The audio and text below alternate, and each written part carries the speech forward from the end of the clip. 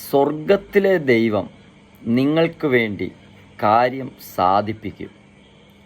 ഇന്ന് ദൈവത്തിൻ്റെ കരം നിങ്ങൾക്ക് വേണ്ടി ചലിക്കുകയാണ്. മറ്റുള്ളവർ നിങ്ങളോട് അസാധാരണമായ സാധാരണയല്ലാത്ത ദയ കാണിക്കും. രക്ഷപ്പെട്ട ശേഷം പൗലോസും കൂട്ടുകാരും ആ പടകിലുള്ളവരെല്ലാം രക്ഷപ്പെട്ടു. ബർബരന്മാർ അസാധാരണ ദയ കാണിച്ചു. അങ്ങനെയാണ് എഴുതിയിരിക്കുന്നത്. നിങ്ങൾക്ക് വേണ്ടി ദൈവത്തിൻ്റെ കരം ചലിച്ചാൽ നരഭോജികളായവരെ നരസ്നേഹികളാക്കിയതുപോലെ നിങ്ങളോട് ചിലരൊക്കെ സാധാരണമല്ലാത്ത ദയ കാണിക്കുകയാണ്. ഏലിയാവിനെ പറ്റി നോക്കുമ്പോൾ കാക്കയോട് ദൈവം കൽപ്പിച്ചിരുന്നു. പക്ഷെ കേരിത്തതോട് പറ്റി കാക്കയുടെ വരവ് നിന്നു.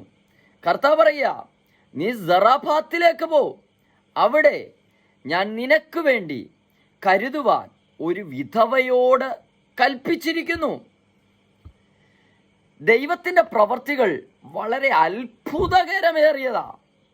ആ വിധവയുടെ വീട്ടിലെ സാഹചര്യം നോക്കിയാൽ മരണം വീട്ടിലുള്ള വീടാ, ക്ഷാമം വീട്ടിലുള്ള വീടാ, വരൾച്ച വീട്ടിൽ അനുഭവിക്കുന്ന വീടാ. അവിടെ നിനക്ക് വേണ്ടി ഒരു ദൈവത്തിൻ്റെ കരം ചലിക്കും. വിശ്വസിക്കാൻ കഴിയുമോ? പ്രിയമുള്ളവരെ, വിശാലതയുള്ള അല്ലെങ്കിൽ നാം പ്രതീക്ഷിക്കുന്നത് പോലുള്ള സാഹചര്യങ്ങളിലായിരിക്കത്തില്ല ദൈവപ്രവൃത്തിയുള്ളത്. ഏലിയാവിനെ ദൈവം പോഷിപ്പിച്ചത് അരമനയ്ക്കകത്തോ കൊട്ടാരത്തിനകത്തോ അല്ല, മറിച്ച് ശൂന്യമായ ഒരു വീടിനകത്ത്, വരൾച്ചയുള്ള ഒരു ഭവനത്തിനകത്ത് ദൈവത്തിൻ്റെ കരം ഏലിയാവിന് വേണ്ടി ഇറങ്ങിയെങ്കിൽ അത്യത്ഭുതമായ നിലയിൽ ദൈവത്തിൻ്റെ കരം നിങ്ങൾക്ക് വേണ്ടി ചലിക്കാൻ തുടങ്ങുന്നു.